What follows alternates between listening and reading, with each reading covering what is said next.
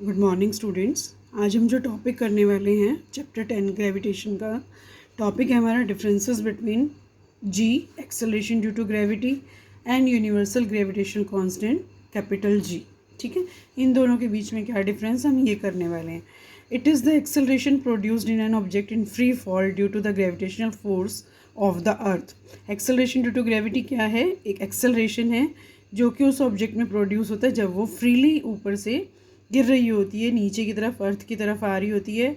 और अर्थ की तरफ नीचे क्यों आ रही होती है? Because of the gravitational force of the earth. उस टाइम जो एक्सेलरेशन उसमें प्रोड्यूस होता है that is called the acceleration due to gravity. इसको हम स्मॉल जी से रिप्रेजेंट करते हैं।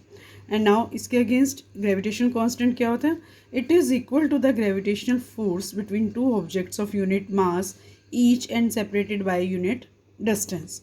ग्रेविटेशनल फोर्स के बराबर होता है जो दो ऑब्जेक्ट्स के बीच में हैं और जिनकी यूनिट मास है, दोनों की अपनी अपनी यूनिट मास है और दोनों एक यूनिट डिस्टेंस से सेपरेटेड हैं। उसके उनके बीच में जो ग्रेविटेशनल फोर्स होता है उसको हम capital G universal gravitational constant कहते हैं। Value of G is constant. ठीक है, जो वैल्यू है जी की वो कांस्टेंट है एट ए गिवन प्लेस। एक पर्टिकुलर प्लेस पे अगर हम देखें तो जी की वैल्यू कांस्टेंट है, वहाँ नहीं बदलती। लेकिन अगर हम एक प्लेस से दूसरे प्लेस पे जाते हैं तो वहाँ पे जी की वैल्यू चेंज हो जाती है। ग्रेविटेशनल कांस्टेंट में the value of capital G is a universal constant and it doesn't change under any condition. जो value of universal gravitational constant है उसकी जो वैल्यू है वो कांस्टेंट ही रहती है और वो किसी भी सूरत में किसी भी कंडीशन में चेंज नहीं होती। The value of G is different on the surface of different heavenly bodies. जो small G acceleration due to gravity है उसकी जो वैल्यू है वो डिफरेंट हेवनली बॉडीज़ के सरफेस पे डिफरेंट है। जैसे मून है, स्टार्स है, प्लैनेट्स में, इन सब पे इसकी वैल्यू डिफरेंट है। Value of universal gravitation constant is universal constant. इसकी वैल्यू जो है यूनिवर्सली कांस्टेंट है, यूनिवर्सल कांस्टेंट है। ठीक है, value of small G can be 0 2।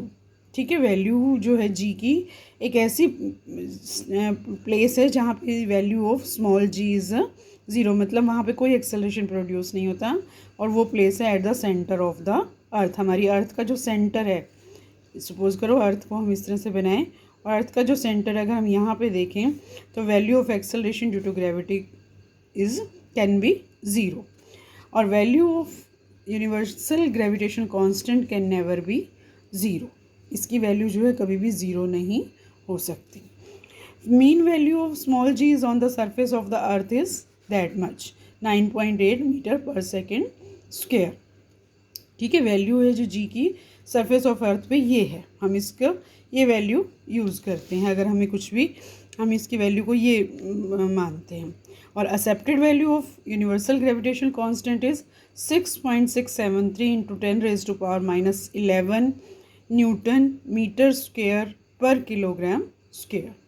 ठीक है, तो ये हमारी इन दोनों के बीच में डिफरेंसेस हैं जो कि आपको समझने और लर्न करने। सेकंड जो बताऊंगी मैं आपको डिफरेंसेस वो हैं मास और वेट के बीच में। मास और वेट के बीच में क्या क्या डिफरेंसेस हैं?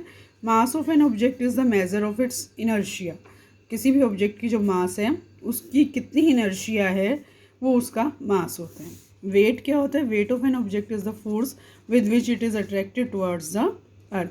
और वेट क्या होता है? वेट वो फोर्स होता है जिसकी वजह से वो अर्थ की तरफ अट्रैक्ट होता है, उस वैल्यू को हम वेट कहते हैं।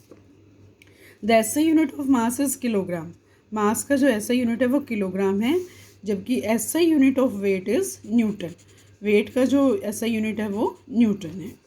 मास इज़ ए स्केलर क्वांटिटी। जो मास है वो एक स्केलर क्वांटिटी है, मीन्स उसमें सिर्फ मैग्नीट्यूड है कि वो कितनी है, उसमें डायरेक्शन का कोई मतलब नहीं है, उसका डायरेक्शन, उससे हमें कोई डायरेक्शन पता नहीं चलती। इसके कंपैरिजन में अगर हम वेट के देखें तो weight is a vector quantity. Weight जो है एक वेक्टर क्वांटिटी है जिसमें हमारे पास एक न्यूमेरिकल वैल्यू भी है और साथ साथ हमें उससे डायरेक्शन का भी पता चलता है। The mass of an object is a constant. किसी भी ऑब्जेक्ट की जो मास है वो एक कांस्टेंट वैल्यू है, means it doesn't change at all, जो कि कभी भी चेंज नहीं होती। It can never be 0। जो मास है किसी भी ऑब्जेक्ट की वो 0 नहीं हो सकती और वो कांस्टेंट होती है। इसके कंपैरिजन में weight of an object changes from place to place, जो किसी भी ऑब्जेक्ट का वेट है वो एक प्लेस से दूसरे प्लेस पे जाने में चेंज हो जाता है। More over weight of an object में बी 0 टू, ठीक है। तो ऐसा भी है कि किसी ऑब्जेक्ट का वेट जो है 0 भी हो सकता है, ठीक है। Mass is measured by the use of beam balance. Beam balance को अगर हम यूज़ करें तो हम उससे मास को मेज़र कर सकते हैं। और वेट को अगर हमने मेज़र करना है, it is generally measured by spring balance. इसको हम स्प्रिंग बैलेंस से मेज़र कर सकते हैं। ओके, तो कल हम न्यूमेरिकल्स करेंगे इस चैप्टर के नेक्स्ट वीडियो में। तो तब तक आप इस चैप्टर को समझ लो।